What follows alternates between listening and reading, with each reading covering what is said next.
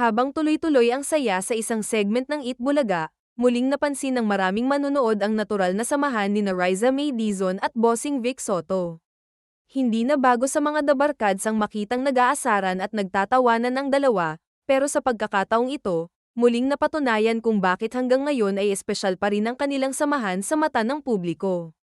Nagsimula ang lahat sa simpleng biruan na agad sinabayan ni Riza ng kanyang pamilyar na kulit. Katulad ng dati, hindi nagpahuli si Bossing Vic at mabilis na sinagot ang bawat banat ni Riza. Ang simpleng usapan ay nauwi sa sunod-sunod na tawanan, dahilan para mahawa maging ang ibang hosts at ang audience sa loob ng studio. Kapansin-pansin na wala man itong script na sinusunod, naging natural ang daloy ng kanilang usapan dahil kitang-kita ang matagal na nilang samahan. Marami ang nagsasabing isa ito sa mga dahilan kung bakit nananatiling espesyal si Riza sa Eat Bulaga. Bata pa lamang siya nang unang makilala ng publiko. At isa sa mga unang taong gumabay sa kanya sa industriya ay si Bossing Vic.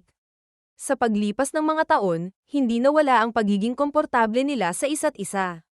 Kahit lumaki na si Riza at mas naging bihasa bilang host, nananatili pa rin ang dating dynamic nilang puno ng biruan at respeto. Habang nagpapatuloy ang segment, makikita rin na hindi lang ang mga manonood ang natutuwa. Ang mga kapwa hosts ay hindi rin napigil ang matawa sa bawat banat ng dalawa. May mga pagkakataong tila inaasar ni Riza si Bossing Vic.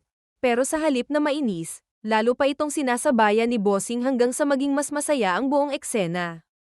Ito ang klase ng spontaneity na hindi madaling gawin at isa sa mga dahilan kung bakit marami pa ring nanonood ng kanilang programa.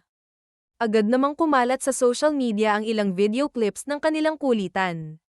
Maraming netizens ang nagkomento na parang bumalik ang dating samahan nilang unang minahal ng mga manonood maraming taon na ang nakalipas. May ilan ding nagsabing kahit nagbago na ang panahon at mas marami ng bagong hosts, iba pa rin ang dating kapag magkasama sa isang eksena sina Riza at Bossing Vic. Hindi rin nawala ang papuri ng mga tagahanga kay Riza dahil sa kanyang mabilis na pag-iisip at kakayahang makisabay sa mga veteranong host. Para sa marami, malaking bahagi ng kanyang pag-unlad bilang television personality ang mga karanasang natutunan niya habang kasama sina Bossing Vic at iba pang mga dabarkads. Samantala, ipinakita naman ni Bossing Vic na hanggang ngayon ay dala pa rin niya ang kakayahang gawing mas magaan at masaya ang bawat segment sa pamamagitan ng simpleng pakikipagbiruan.